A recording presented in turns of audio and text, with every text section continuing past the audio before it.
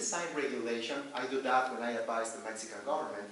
The idea is we need to design regulations that work, regulations that actually accomplish what they're expected to accomplish. So I tell you this because when I was thinking about the reason why I wanted to attend this event, I thought about who I was and what I was not. So I am an economist that is interested in behavior-based regulation. When I design regulations, which is what I do, I pay attention to the behavior of the people that are going to be targeted by that regulation, with the expectation that we are going to accomplish the behavioral change that we expect to accomplish. Now, because I'm not trained in neuroeconomics, the question that I have is this field a reasonable approach to support public policy design? So my goal when I come here is not necessarily to present results, it's not necessarily to tell you this is something that has been happening, is to open lines of communication with you, because in your areas of expertise, you are going to understand some of the things that I still don't understand, and the things that I'm trying to apply to my own field of expertise. Now, what I do has something to do with what I was trained for. I work with, I don't know if you're familiar with the work of Elinor Ostrom. Elinor Ostrom got the Nobel Prize in Economics, first woman who was not an economist who earned the Nobel Prize. And a lot of her work was in collective action. So she was thinking at the big picture. But there are a lot of things in her work that were not developed because she didn't have to develop all those ideas. And one of those ideas is called the delta parameter. The delta parameter is just a concept. And depending on the size of that delta parameter, the theory says, is how responsive we are going to be to our rule, and what behavior that rule is going to induce in us, and how we're going to react as a response to that rule. So that has to do with the idea of rule compliance. And I put it in yellow here because that's what I do. Rule compliance and rule non-compliance. So instead of showing you models, there are mathematics in here. I thought that I wanted to come and just start a conversation with you. And to start that conversation, and knowing that my presentation was after lunch, then I thought that leaving the math out of the presentation would be a good idea. So this is just something that I always use in my presentations because I think that we are what we read. And what I'm reading right now is Behavioral Foundations of Public Policy. When you think about this book is just a compilation of different words, then we have applications to behavioral finance, we have applications to public policy, we have applications to saving and investment. There's a very broad range of topics included here. But the one that caught my attention is the idea of nudging. Cass Sunstein, which is one of the scholars who have been doing this, he's a scholar, but he was hired in the first term of Barack Obama's administration to work in the White House developing regulation. And he started applying a lot of principles from behavioral economics to public policy. For example, one of the big projects of Michelle Obama's contribution to the first administration was this idea of projects to help alleviate the big problem of obesity that US young people have. And they're using behavioral principles to do that. So this idea of nudging is, in a context of freedom, because I am not going to force you to do what the government want, I can do certain things and I can structure policies in such a way that I can accomplish some behavior that I want you to show. Now, the work that I do is not on drug policy. The work that I do is in financial intermediation.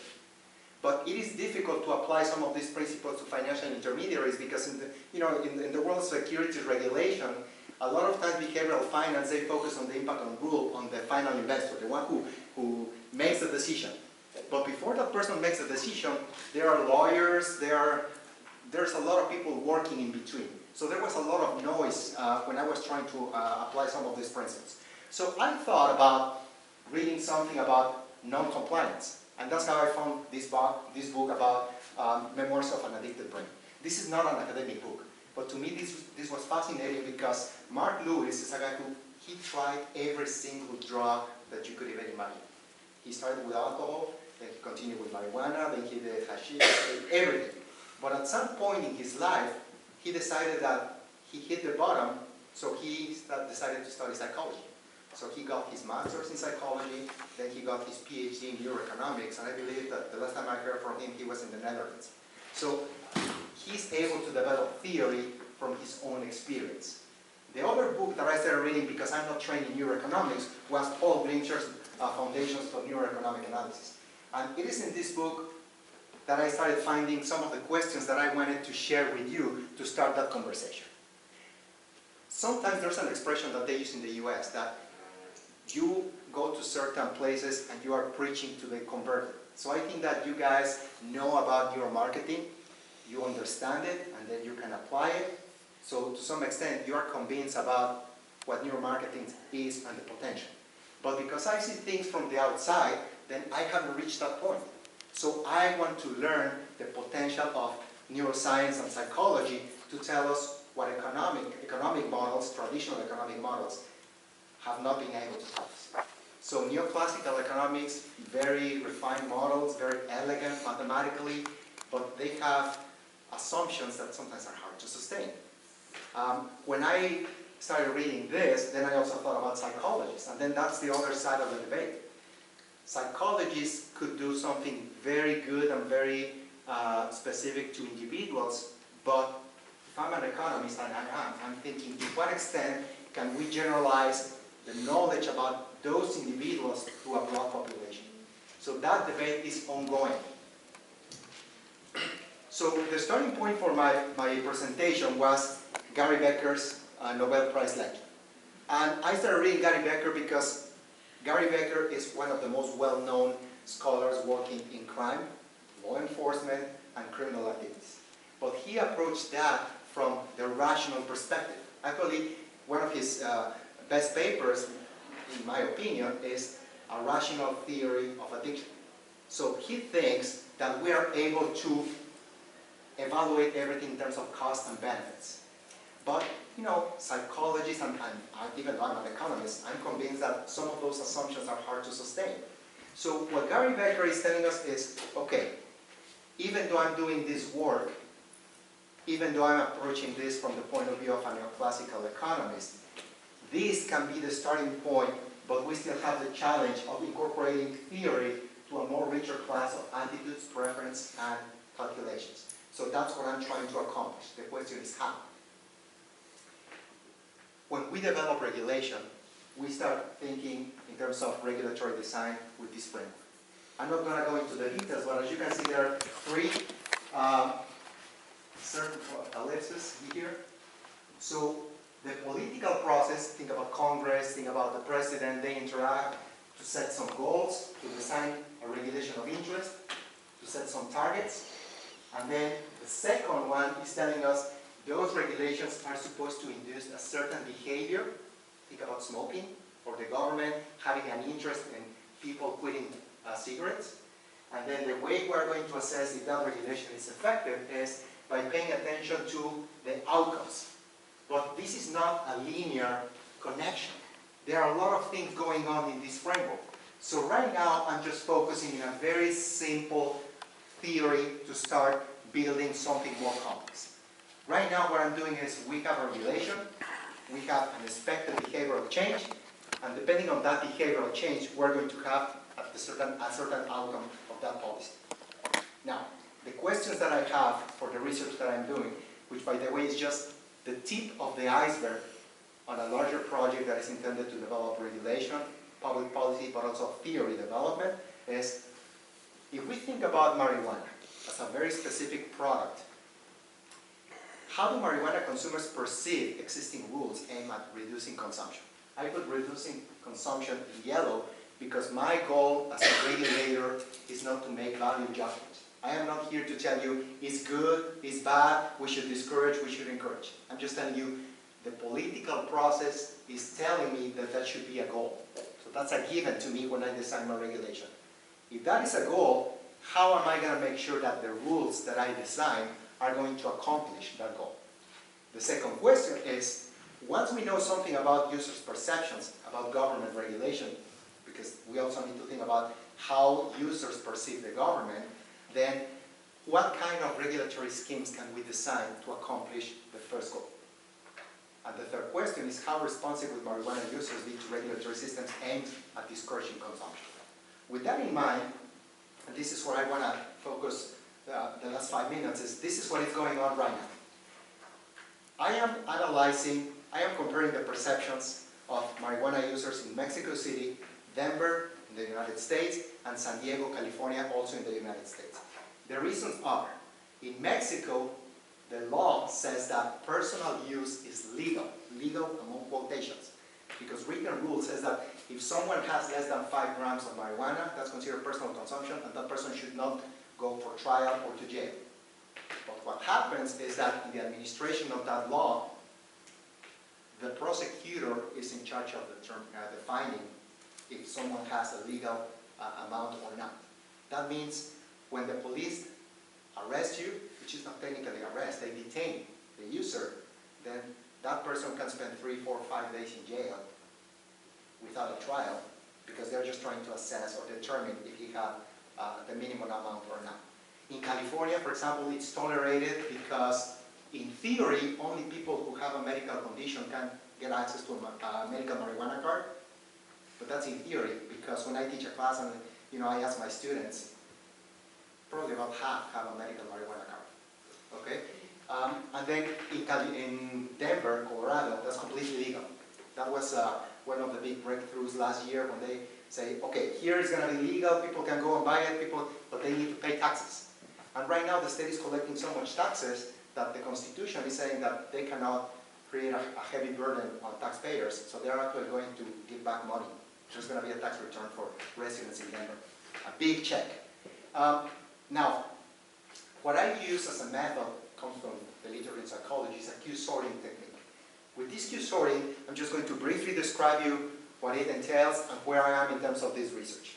I'm interested in learning something about perceptions on marijuana use, perceptions on the consequences of using it, the reasons why the users would consider reducing his or their consumption, and perceptions about regulatory compliance, which is the key, regulatory compliance. To do that, Q sorting is basically, I have envelopes. The envelopes have cards. So think about each envelope having a deck of cards. Each card is going to have a statement about marijuana use, consequences, rule compliance, etc. And the envelopes are 7. When I apply the Q sorting, this is just a sample. Some cards are going to be in Spanish, some cards are going to be in English, and each card is going to have a letter in the back. So I give them to the users and I ask them a question. What do you think about use? So then they're going to start organizing those cards, but they're going to be using this as a reference to organize their cards. So this is like an inverted normal distribution.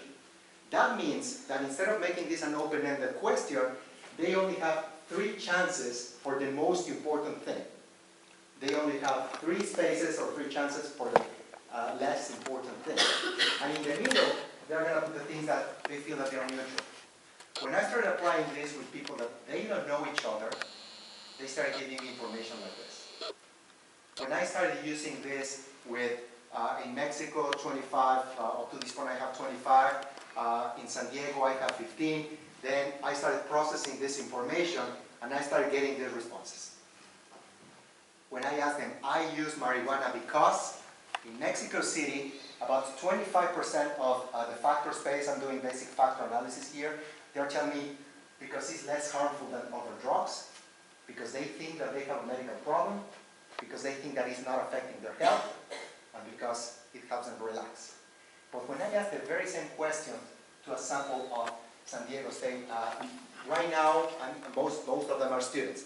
They say, well, it doesn't affect my health, it helps me relax, but it also helps me cope with stress. Then I continue the conversation based on this data, and then the question is, well, now tell me something about the consequences of marijuana use.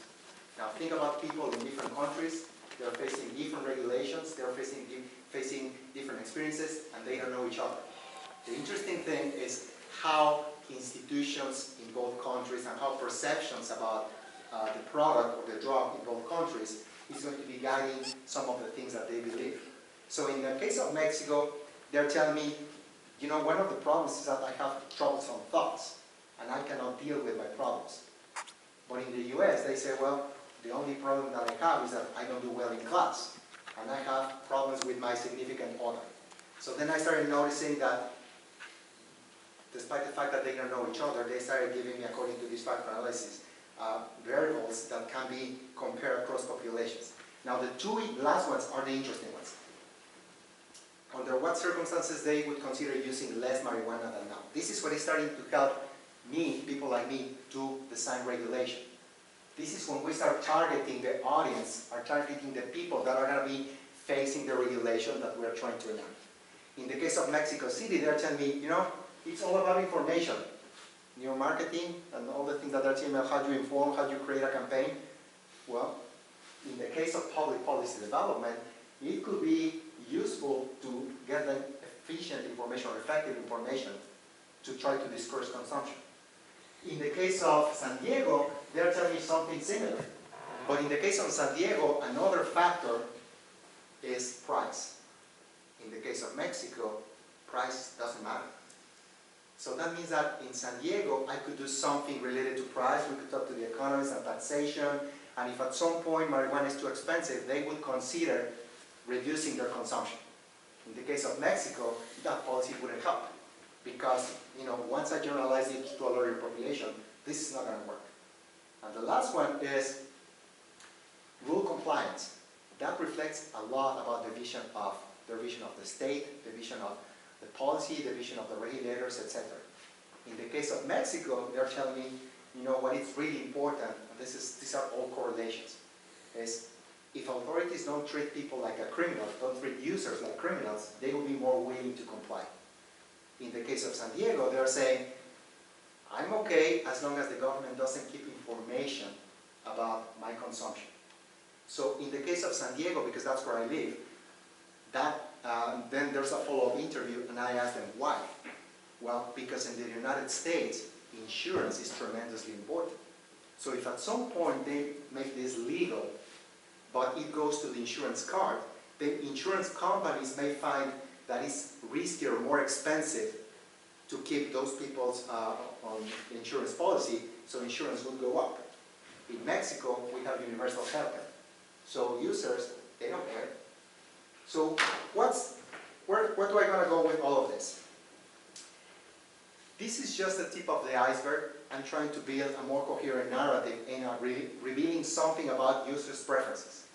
The thing that economists do, the things that we do is try to understand something about preference revelation so that we can build theoretical models that are going to predict choices. So what I'm trying to do is exactly that. But instead of approaching this from a theory empirical approach, I'm going to exploratory empirical to theory development. But then this is where I start thinking to develop policy, which is what I need to do for the government. That's what they're hiring me for. Then I need to focus on a user-driven approach. Because there's no way these policies are going to accomplish the goal if they don't pay attention in a systematic way about the preferences of marijuana users. Now, all of this in the academic world will be to try to develop more refined and realistic models of individual behavior. Once I reach this point, then that's exactly the conversation that I want to start with you. You're experts in your field. I know something about the field where I've been working for some time, but what would be the connection with neuropsychoeconomics? Because if we pay attention to the academic debates, to the things that I read, there's still no point where there's going to be a connection where traditional economic models or traditional economist trained in neoclassical models are going to find the contributions of, they mentioned neuromarketing, but also psychology and neuroscience. So we need to find a place where these things can merge, connect to each other, so that we can apply this in theory development. In your case, it might be in the context of a school of business. In my case, it will be in the context of policy design in a school of economy. Thank you very much. And we have time for one question.